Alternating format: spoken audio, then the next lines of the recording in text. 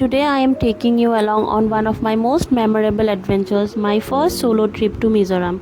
My journey started from my hometown. I boarded a bus to Guwahati because my train to Mizoram was scheduled for the evening. Since I had some time, I decided to meet my younger brother. We spent a little time together, had some snacks, and then I headed towards the railway station. But then something completely unexpected happened. It started raining heavily, and because of the traffic and the weather, I unfortunately missed my train. For a few minutes, I honestly didn't know what to do, but I had already planned this trip for so long and I wasn't ready to give up. So instead of cancelling everything, I booked a flight for the very next morning. Sometimes travel doesn't go according to plan, but that's where the real adventure begins. The next morning, I reached the beautiful new Guwahati airport. It was clean, modern, and peaceful. I was excited because this was the beginning of my solo adventure. The flight to Lengpui Airport took only about 30 to 45 minutes, and before I knew it, I had landed in Mizoram. As soon as I arrived, I took a shared taxi to my homestay, which took an hour. One thing I immediately noticed about Mizoram was how clean and peaceful everything felt. The roads were well maintained, there was very little unnecessary noise, and people were incredibly disciplined.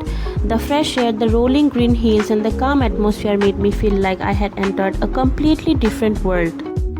My homestay was located right on top of a hill, and the view from there was absolutely breathtaking. Everywhere I looked, I could see beautiful hills covered with houses. It was the perfect place to relax. In the evening, I decided to visit the famous 14 Beans Café, which I had seen many times on Instagram.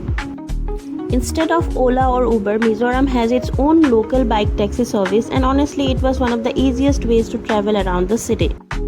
When I reached the cafe, I instantly understood why it had become so popular. It was beautiful, cozy, and surrounded by stunning views. As evening arrived and the lights of the houses on the hill slowly started glowing, the entire city looked magical. After spending some time there, I decided to walk back to my homestay. Even it was evening, I felt completely safe walking alone. The sense of safety is something I truly appreciated about Mizoram. Back at the homestay, I ordered fried rice through Swiggy for dinner and then called it a day. Breakfast was already included with my stay, which made the morning even easier. The next day, I got ready to explore the local area. I searched nearby places on Google and first visited the skywalk. The views from there were absolutely stunning.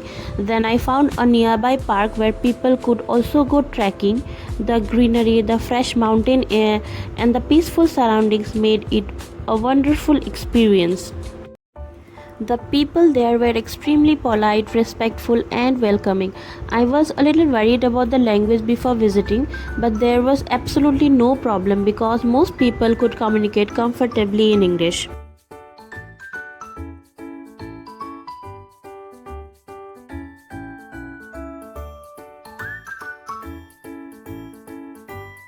Later, I explored the local market, tried some delicious noodles, visited the state museum to learn a little bit about Mizo culture and history, and finally went to another park where there was a beautiful hanging bridge. Although my trip was short, every place had something unique to offer. Soon it was time to head back. The next morning, I reached the railway station and boarded the Sairang Express. After having dinner on the train, I slowly made my way back to my hometown. This trip taught me something very important. Missing my train felt like the end of my plan, but it actually became the beginning of an unforgettable adventure. Solo traveling teaches you confidence, patience, and the courage to handle unexpected situations. Mizoram is one of the most peaceful, clean, and underrated places I have ever visited. If you are someone who loves mountains, beautiful cafes, kind people, this is for you.